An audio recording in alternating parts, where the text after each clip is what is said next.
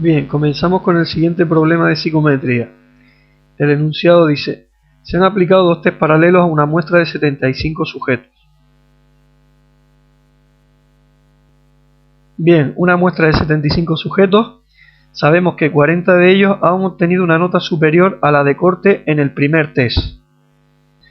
Para situar estos datos, pues vamos a dibujar una tabla de contingencia.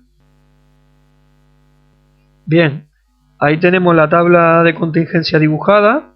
En una de las columnas vemos aquella categoría que se corresponde con los sujetos que tienen una puntuación mayor que el punto de corte, y en la otra columna pues las puntuaciones menores que el punto de corte en el test 1.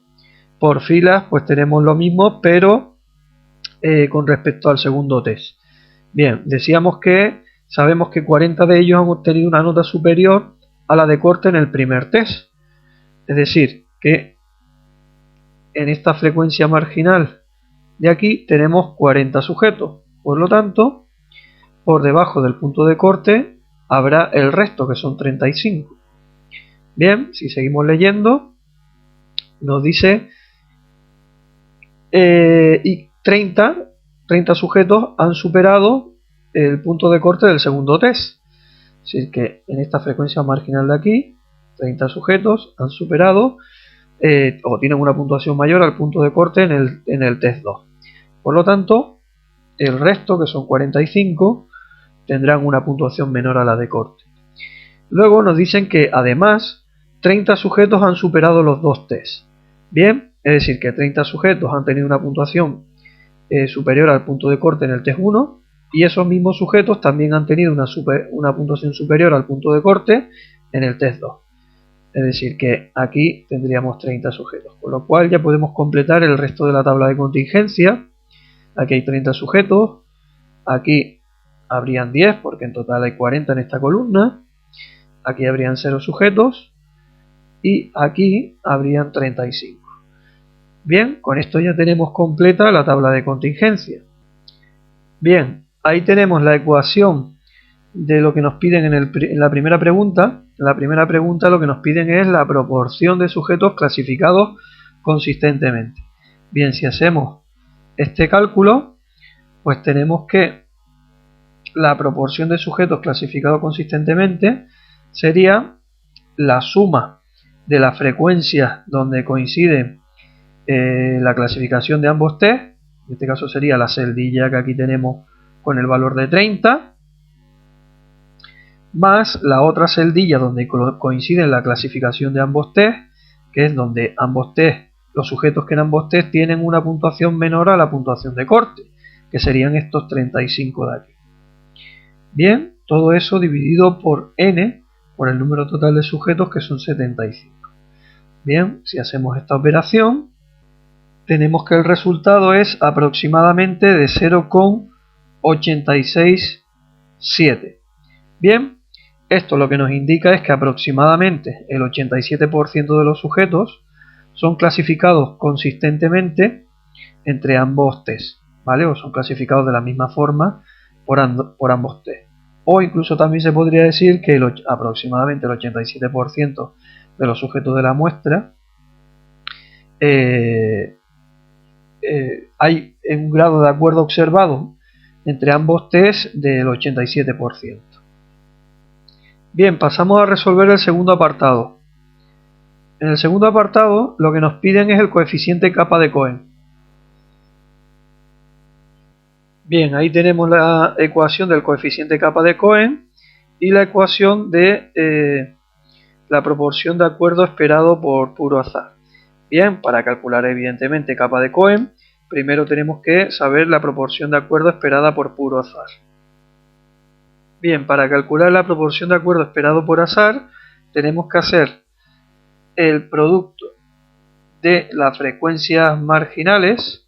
En este caso sería 40 multiplicado por 30, 40 multiplicado por 30 para la primera categoría, que serían las puntuaciones, el número de sujetos que hay por encima del punto de corte, más los sujetos que están por debajo del producto de los sujetos que están por debajo del punto de corte, que sería 35 por 45.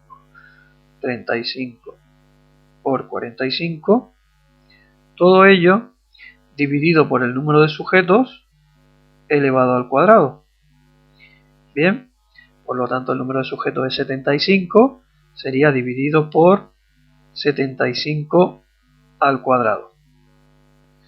El resultado de esta operación sería de aproximadamente 0,493. Bien, una vez hecho este cálculo podemos ya pasar a obtener el valor del coeficiente kappa. Bien, el valor del coeficiente kappa sería de, bueno, el coeficiente kappa aquí sería la proporción de acuerdo observado, que habíamos dicho que era de 0,867 menos la proporción de acuerdo esperado por azar, que sería 0,493, dividido entre 1 menos la proporción de acuerdo esperado por azar, que hemos dicho que es 0,493. Bien, el resultado de esta operación es de 0,738 aproximadamente.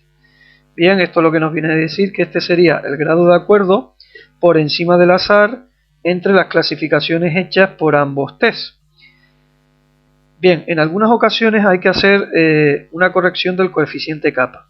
Esto se suele hacer cuando las frecuencias marginales que tenemos en la tabla de contingencia no son simétricas. Como podemos observar aquí, las frecuencias marginales no son simétricas, ¿vale? Serían simétricas cuando estas frecuencias correspondientes a cada categoría de la clasificación fuesen iguales. En este caso, como son distintas, podemos decir que las frecuencias marginales son asimétricas. Bueno, pues cuando eso ocurre, hay que hacer una corrección del coeficiente kappa.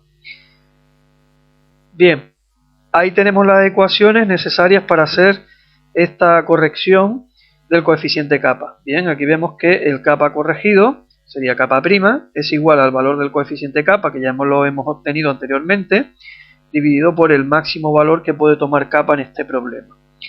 El máximo valor que puede tomar kappa en este problema sería la suma de las proporciones marginales mínimas correspondientes a cada categoría. Por tanto, vamos a comenzar calculando el máximo de kappa. Bien, el máximo que puede tomar kappa sería en este caso el máximo de kappa sería igual a el cociente entre el número total de sujetos, que sería n, 75, y para cada una de las categorías de la clasificación tenemos que buscar la frecuencia mínima. Bien, como vemos, en la primera categoría, que eran las puntuaciones que estaban por encima del punto de corte, la frecuencia mínima entre 40 y 30 sería en este caso 30. Y para la otra categoría, que eran las puntuaciones que estaban por debajo del punto de corte, pues la frecuencia mínima es la de 35, ¿vale? Por tanto, aquí en el numerador tenemos que poner 30 más 35, que sería en este caso las frecuencias marginales mínimas correspondientes a cada categoría. Por tanto, el resultado de la operación es de 0,867. En este caso, el máximo de kappa coincide con la proporción de acuerdo observado, como vimos anteriormente.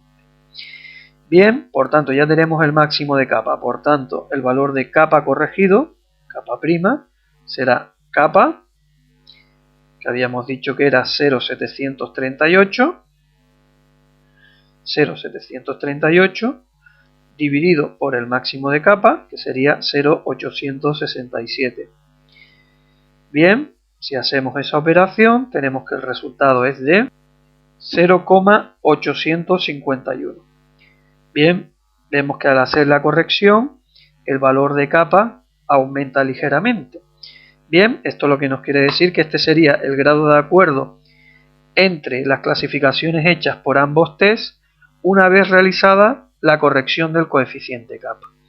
Bien, y con esto pues terminamos con este vídeo.